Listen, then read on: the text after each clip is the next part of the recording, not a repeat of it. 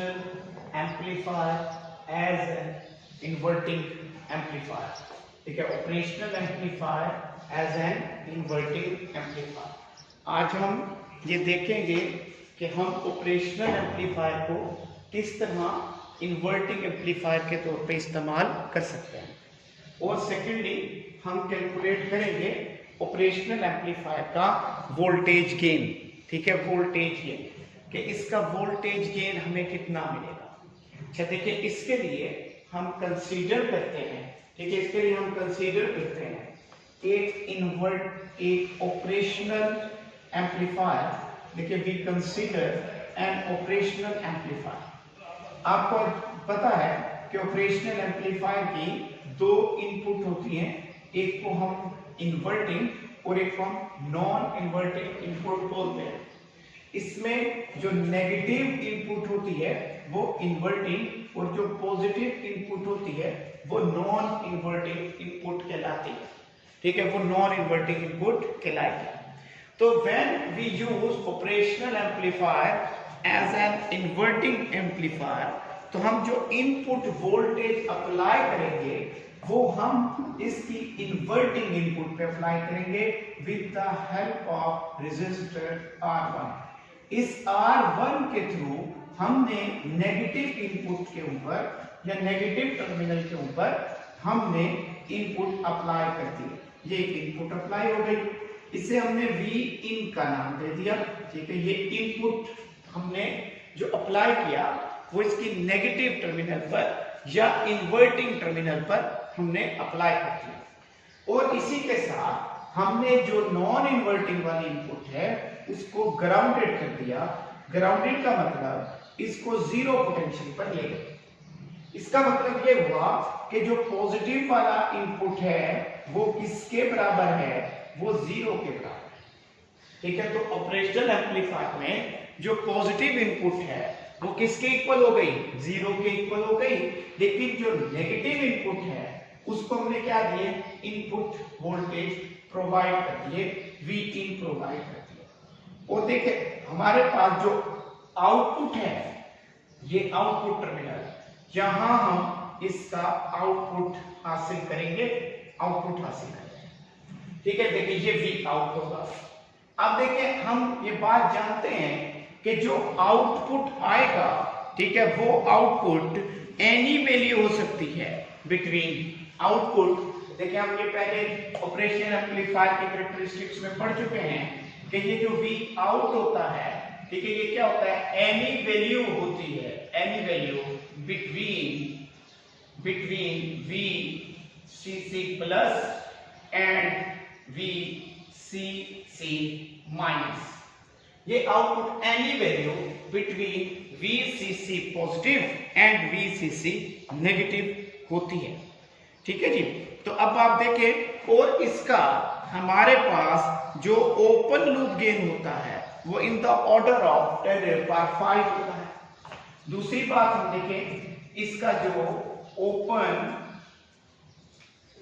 Loop gain आएगा वो 10⁵ order में आएगा। ओपन लूप गेन किस में आएगा, 10⁵ ऑर्डर में आएगा। ठीक है, अब आप यहां पर एक बात देखें गौर से कि ये जो इस पर V नेगेटिव है, V नेगेटिव वो V इन के बराबर है। ठीक है, देखिए V नेगेटिव किसके इक्वल है, ठीक है, वो V इन के बराबर है। जबकि according to the equation open loop gain AOL, open loop gain ये किसके इक्वल होता है, ये होता है V out divided by V plus minus V negative. Open loop gain इसके बराबर होता है। और अगर हम ओपन लूप गेन को, ठीक है, मैक्सिमम वैल्यू चाहते हैं, या हम ओपन लूप गेन की वैल्यू मैक्सिमम चाहते हैं या मैक्सिमम ओपन लूप गेन हासिल करना चाहते हैं, तो फिर हम जानते हैं from the characteristic of operational amplifier कि V plus minus V negative ये नियरली इक्वल होना चाहिए किसके, जीरो के इक्वल होना चाहिए। लेकिन यहां पर ऐसा नहीं है, यहां पर V नेगेटिव V इन है, जबकि V पॉजिटिव किसके इक्वल है, जीरो के इक्वल है। ये जो V प्लस है ये कौन, ये क्या है, ये ग्राउंडेड पॉइंट है, ये ग्राउंडेड पॉइंट है, ठीक है, इसे हम ग्राउंडेड बोलते हैं। अब V प्लस बराबर होगा जब करीब करीब V माइनस के, तो फिर लूप गेन मैक्सिमम होगा, ठीक है, तब लूप गेन क्या होगा, मैक्सिमम होगा। इसके लिए जरूरी है कि ये दोनों इनपुट क्या हो जाएं, बराबर हो जाएं। तो इसके लिए हम इस पॉइंट को, इस टर्मिनल को वर्चुअली ग्राउंड कर देते हैं, वर्चुअली ग्राउंड कर देते हैं। अब वर्चुअली ग्राउंड हम किसकी मदद से करते हैं, with the help of this resistor R2। ये R2 एक हम रेजिस्टर लेते हैं जिसका एक टर्मिनल आउटपुट टर्मिनल से और दूसरा इस नेगेटिव टर्मिनल से कनेक्ट कर देते हैं, ये R2 रेजिस्टेंस कहलाती है। जब हम ये R2 रेजिस्टेंस यहां कनेक्ट करते हैं, हम आउटपुट को कनेक्ट करते हैं इस नेगेटिव इनपुट के साथ with the help of this resistor, तो फिर ये पॉइंट वर्चुअली ग्राउंडेड हो जाता है और इससे ये V नेगेटिव तकरीबन बराबर हो जाता है किसके, 0 के। तो V नेगेटिव भी किसके बराबर हो जाता है, 0 के।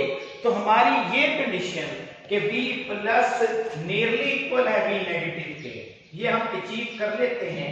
V नेगेटिव और ये तकरीबन दोनों बराबर हो जाते हैं किसके, 0 के। अब इसमें आपने ये याद रखना है कि ये जो V प्लस है इसको तो हमने ग्राउंड कर दिया है, लेकिन ये जो V माइनस है इसको हमने वर्चुअली ग्राउंड कर दिया है। और वर्चुअली ग्राउंड हमने किसकी मदद से किया है, दिस रेजिस्टर R2, इसकी मदद से हमने इसे वर्चुअली ग्राउंड कर दिया। जैसे ही ये वर्चुअली ग्राउंड हुआ, ठीक है, तो हमारी कंडीशन अचीव हो गई, V प्लस नियरली इक्वल हो गया किसके, V माइनस के, और ये दोनों वोल्टेज किसके चले गए, तकरीबन 0 पे चले गए। अब ये नेगेटिव टर्मिनल का पोटेंशियल और पॉजिटिव टर्मिनल का पोटेंशियल तकरीबन क्या हो गया, बराबर हो गया। It mean practically no current flow between these two input terminals of operational amplifier, ठीक है, और अब प्रैक्टिकली कोई करंट फ्लो नहीं करेगा। अच्छा देखें, जो ऑपरेशनल हमारे पास एम्पलीफायर है, ठीक है, अब वो रेडी है, ठीक है, for giving the output voltage gain. और वोल्टेज गेन हमें क्या मिलेगा, ठीक है, इन ऑर्डर ऑफ 10⁵ और मैक्सिमम वोल्टेज मिलेगा। अब देखिए, अगर हम यहां पर जो करंट फ्लो करेगा थ्रू R1 उसको हम कैलकुलेट करना चाहें और उसको मैं नाम दे दूं I1 का, तो देखिए कैसे कैलकुलेट करेंगे। इस R1 के क्रॉस करंट की वैल्यू कैसे होगी, ठीक है, by using Ohm's law. Current through R1 वो किसके इक्वल होना चाहिए, वो यहां पर इक्वल होना चाहिए V1 ओवर I1। तो what is the V1? V1 is the voltage across this resistor R1। अब वो मैं कैसे कैलकुलेट करूंगा, देखो इस रेजिस्टर के इस टर्मिनल पर कितना वोल्टेज है, वो Vin है। इस रेजिस्टर के इस टर्मिनल पे कितना वोल्टेज है, V नेगेटिव है। देखो हम जानते हैं कि यहां अब वोल्टेज कितना होगा, जो इसके दोनों टर्मिनल्स पर पोटेंशियल मौजूद है उसका डिफरेंस यहां पर मौजूद होगा। मतलब V1 कितना होगा, तो मैं यहां से लिख सकता हूं कि V1 इक्वल होगा Vin माइनस V नेगेटिव। अब देखिए ये मैंने V1 क्यों ऐसे लिखा, क्योंकि इस रेजिस्टर के इस टर्मिनल पर Vin पोटेंशियल है, वोल्टेज है, और यहां पर कितना है, V नेगेटिव है, तो यहां कितना होगा, इन दोनों का डिफरेंस होगा। तो ये क्या हो गया, Vin माइनस V नेगेटिव। तो ये मेरे पास क्या आ गया, V1। तो इसी तरह करंट थ्रू R1, ठीक है, जिसे हमने, ठीक है, जो करंट थ्रू R1 आया, तो ये यहां हम लिखेंगे V1 ओवर R1, और ये करंट थ्रू R1 ये किसके बराबर होगा, I1 के। अब ये देखिए, ये जो I1 कैलकुलेट हुआ, I1 किसके इक्वल आ जाएगा, ये आ जाएगा Vin minus V negative divided by R1, ये आ जाएगा। अब आप देखें, अभी हमने यहाँ पर ओपन लूप गेन से ये कैलकुलेशन की है और हमने कहा कि v प्लस और v माइनस तकरीबन बराबर हैं और वो किसके इक्वल है, 0 के। तो मैं यहाँ v नेगेटिव को क्या पुट करूंगा, 0। तो फिर I1 किसके इक्वल हो गया, ये इक्वल हो गया v in divided by R1। इसको ठीक है हमने कैलकुलेट किया I1 को और इसको मैंने नाम दे दिया इक्वेशन 1। ये I1 हमने कैलकुलेट कर लिया। I1 current through resistor R1। अच्छा, सेम इसी तरह we calculate the current through R2। हम R2 के अक्रॉस भी करंट को कैलकुलेट करेंगे। अब ये R2 के अक्रॉस जो करंट होगा वो कितना होगा, उसे हम नाम दे देते हैं I2 का। अब यहां पर देखिए फिर वही बात, वही लॉजिक यूज करें। इस रेजिस्टर के इस टर्मिनल पर वोल्टेज कितना है, V नेगेटिव है। यहां कितना है, V आउट है। यहां वोल्टेज कितना होगा, इन दोनों का डिफरेंस होगा। तो देखिए फिर करंट थ्रू R2 कैलकुलेट करते हैं, करंट थ्रू R2 और वो किसके इक्वल होगा, V2 ओवर R2। इसे मैं I2 लिखता हूं।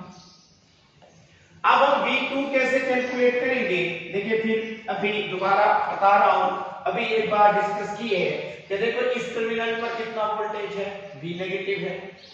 इस पे कितना है, V आउट है। तो यहां वोल्टेज कितना होगा, इन दोनों का डिफरेंस होगा। तो V2 किसके इक्वल होगा, V negative minus V out होगा। आप देखें I2 की वैल्यू कितनी आएगी, I2 की वैल्यू आ जाएगी V2 क्या है, V negative minus V out divided bye R2। अब देखिए दोबारा, क्योंकि V प्लस और V नेगेटिव इक्वल है और वो 0 है, तो मैं V नेगेटिव की जगह क्या पुट करूंगा, यहां पर V नेगेटिव की जगह देखिए 0 पुट कर देते हैं। तो ये क्या आ जाएगा, minus V out divided bye R2 हो जाएगा। और यहां से देखते हमने I2 की वैल्यू भी कैलकुलेट कर ली। I2 की वैल्यू किसके इक्वल आ गई, minus V out divided bye R2। ये कैलकुलेट हो गई। अब I1 भी कैलकुलेट हो गया और I2 भी कैलकुलेट हो गया, ठीक है। अब देखें अगर हम यहां पर किरचॉफ रूल का इस्तेमाल करें, जो कि हम लास्ट चैप्टर नंबर 13 में किरचॉफ रूल्स को स्टडी कर चुके हैं। किरचॉफ रूल हमें क्या कहता था, the current moving toward the junction और नोड और moving away from the junction और नोड विल बी इक्वल। अब यहां देखो, मैं इस पॉइंट को जो विचली ग्राउंडेड है इसको नोड पॉइंट कह रहा हूं या इसको ठीक है जंक्शन पॉइंट कह रहा हूं। इसकी तरफ जाने वाला current, the current is moving toward this junction is I1, the current moving away from this junction is I2। then from Kirchhoff rule अगर मैं यहां लिखूं according to KCL Kirchhoff current law, Kirchhoff first rule को Kirchhoff current law भी बोलते हैं, Kirchhoff point rule भी बोलते हैं। तो KCL शॉर्ट में लिखते हैं Kirchhoff current law। तो मैं लिख सकता हूं कि I1 इक्वल होना चाहिए I2 के। नाउ व्हाट इज I1, देखिए हमने कैलकुलेट किया from equation number 1। I1 equal है किसके, V in divided by R1 और ये किसके इक्वल है, I2 from equation number 2 minus V out over R2। अब देखिए यहां पर अगर आप गेन कैलकुलेट करना चाहते हैं, इस इक्वेशन को थोड़ा सा रीअरेंज करें, V out over V in is equal to minus R2 divided by क्या आ जाएगा, R1 के इक्वल आ जाएगा, माइनस R2 ओवर R1 आ जाएगा।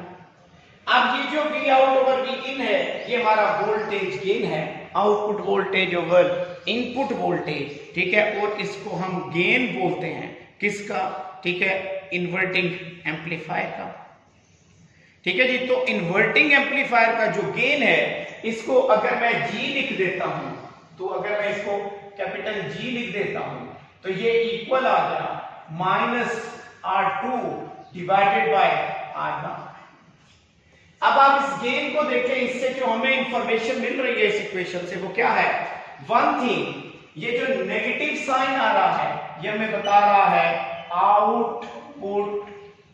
आउटपुट ठीक है is at phase shift of